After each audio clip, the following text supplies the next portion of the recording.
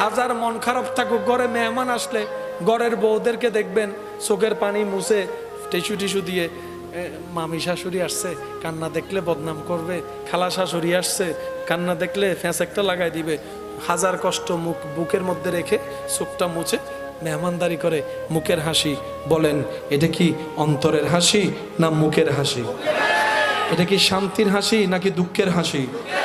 পৃথিবীর হাসি নিয়ে যদি গবেষণা করেন দেখবেন যে বেশিরভাগ হাসির মধ্যে রিয়েলিটি, সবগুলা হচ্ছে কেমন যেন একটা ফেক, আর্টিফিশিয়াল। তারাই হাসতে পারে মন থেকে যাদের হৃদয়ে আল্লাহর ভয়, নবীর প্রেম স্থান পেয়েছে। সুবহানাল্লাহ। তারাই অন্তর থেকে হাসতে পারে যারা হৃদয় থেকে বিনা স্বার্থে, বিনা কারণে অন্যের উপকার করে। তারাই হৃদয় থেকে হাসতে পারে যে অন্যের বিপদে সাথে থাকে, অন্তর